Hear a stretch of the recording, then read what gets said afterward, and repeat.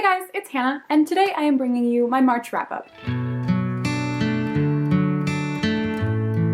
So March was a really interesting month for me. The first half of the month was really busy because I had a lot of schoolwork and I had midterms and I really didn't have any time to read, so I read almost nothing except for some books for school. And in the second half of the month, and currently I am on spring break, so I had a lot more free reading time, and that is pretty much when I got almost all of my reading done for this month, and I read quite a few books and I'm pretty proud of myself. So overall it was a really good reading month for me and the best one in the year so far. So I ended up reading a total of 8 books this month, and without any further ado, let's get into all of them. So the first 2 books I'm going to talk about are the 2 books I had to read for my English class, and the first one is William Wordsworth's favorite poems. We were doing a unit on poetry and specifically romanticism, so we were looking at some romantic poets like Wordsworth and some other people. Overall, I don't really have much to say on this. I had to read it for class. The poems were pretty decent, but not anything that really moved me in any sort of way. He talks a lot about nature. If you've read Wordsworth, you would know that, and he's a romantic poet, so there are all these romantic themes throughout it, but it wasn't anything that I particularly loved, so I just gave this a 3 out of 5 stars. The next book that I had to read for my English class was A Midsummer Night's Dream by William Shakespeare. This was a reread for me, and I absolutely loved it once again. It's a comedy, so it's a lot lighter, but it still has some dark undertones to it, which is something I personally really love, so I would highly recommend this if you do want to read some more plays or if you want to read some more Shakespeare. And with no surprise, I give this a 5 out of 5 stars. So the next book that I read this month is probably the most exciting thing that I read because I had been waiting for this book for honestly like 3 years. And if you haven't guessed the book by now, because pretty much everyone has talked about it and pretty much everyone read it this month, it is Lady Midnight by Cassandra Clare. I already have 2 discussion videos for this book up on my channel. I have one non-spoiler review and one spoilery discussion, so I will leave those linked on the screen and in the description box in case you want to know more on my thoughts about this book. You can go check those out. So since I already have 2 videos about this book, I'm going to keep what I say in this video pretty brief. I have been a huge fan of the Mortal Instruments books and the Infernal Devices books ever since I was really young, so getting to go back into the world and reading a new book from an adult perspective was really interesting for me. I really loved the plot of the story, I really liked a lot of the characters, but I also had a lot of problems with some of the other characters and some of the romantic plots in this book, and those 2 things really impacted my feelings towards this book, so I ended up giving this one a 3.5 out of 5 stars, which I know is kind of lower than a lot of other people have been rating it. A lot of people said that this might be their new favorite Shadowhunter book, but personally I don't really feel that way. I thought that it was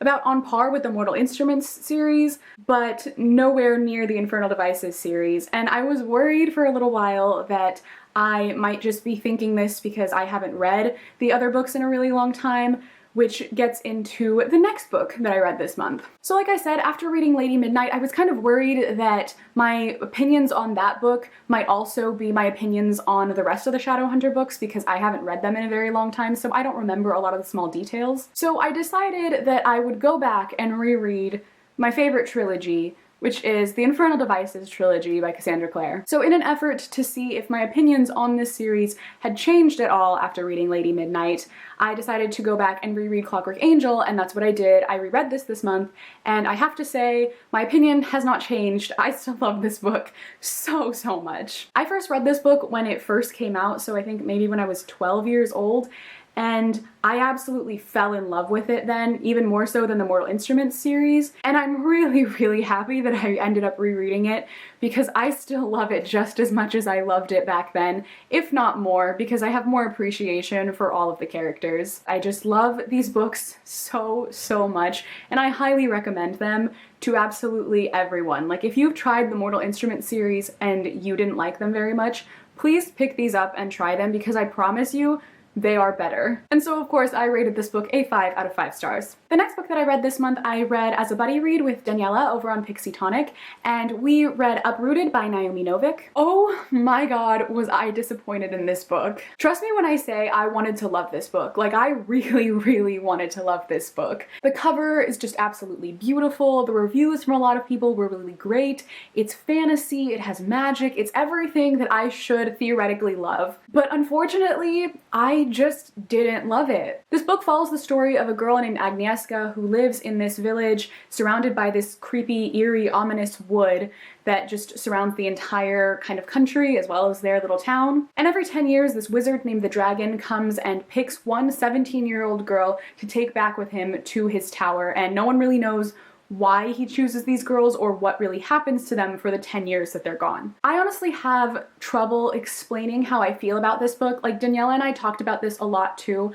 I really don't even understand what happened for the most part. The problem with this book was that it was so description heavy that a lot of the time you kind of lost what was going on with the characters and with the plot, and a lot of the time it didn't really make any sense. So magic is a major part of this story, or at least it should be, and one of my biggest problems with it was that the magic system and the world did not go together in any sort of way. The magic was light and kind of eerie and not exactly explained, which didn't make sense when the rest of the world was explained in so much detail. And it wasn't that I really wanted a complex magic system, I just wanted the magic system and the world to match each other and complement each other, but that didn't happen. The other problem that I really had with this book, and I briefly mentioned earlier, was that it was so description heavy. And don't get me wrong, I very much like description heavy a lot of the time. The Night Circus, for example, is a very description heavy book, and every single description in this is relevant and in some way contributes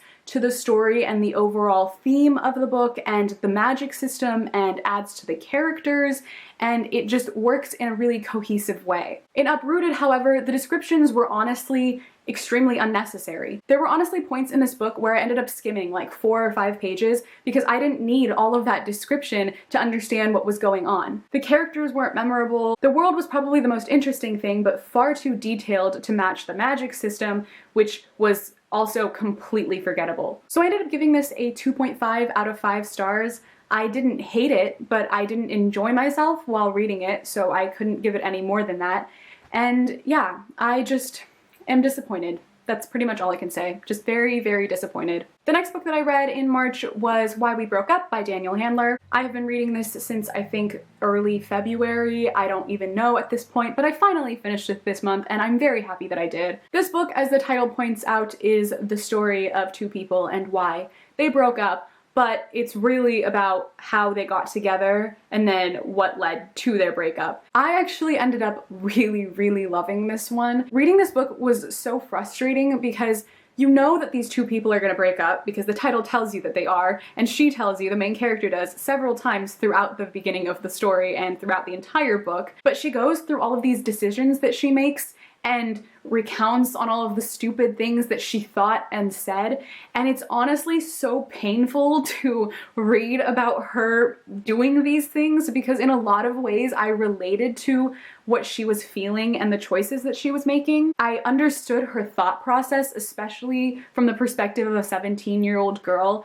someone who, when she was 17, definitely thought some of these things and definitely made these decisions. I totally related to the main character. I really, really did enjoy myself while reading this because it made me kind of pause and reflect and think back on some of my own decisions and some of the ways that I used to think, and it was just really interesting for me. So I would highly recommend this book if you're looking for a very different YA contemporary, and I know I've mentioned that YA contemporary is not usually my favorite genre, but in this case I really ended up loving this one, so I would definitely recommend this. And I gave this a 4 out of 5 stars. So the next book that I read in March was The Nightingales Are Drunk by Hafez, and I absolutely loved this. His imagery and his use of language, even though this book is translated, is absolutely beautiful and stunning. He clearly paints images in your head that you would have to try not to visualize. His poetry has also been known to be as a sort of social commentary on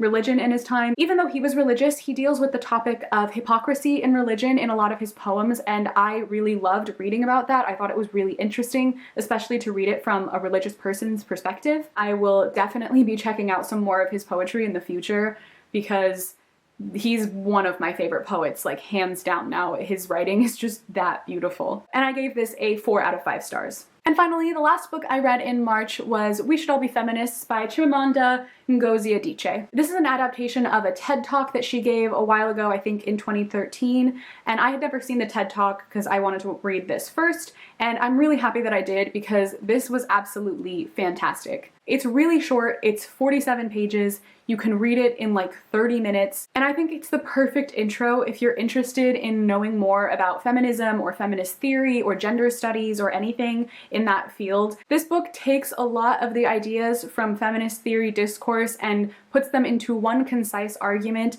that lays things out in a very, very simple way that is so easy to understand and is very, very well argued. But like I said before, if you are looking for something very simple, very easy to understand, very concise, and just an introduction into feminist theory and just feminist discourse in general, I highly, highly recommend this one because it is absolutely fabulous for that. And I gave this a 5 out of 5 stars. So there you go, guys. That is it for my March wrap-up. So let me know in the comments down below if you have read any of the books I read this month. What are your thoughts on them? And let me know what your favorite and least favorite book was that you read in the month of March. So thank you guys so much for watching this video. I hope you enjoyed, and I will see you in my next video.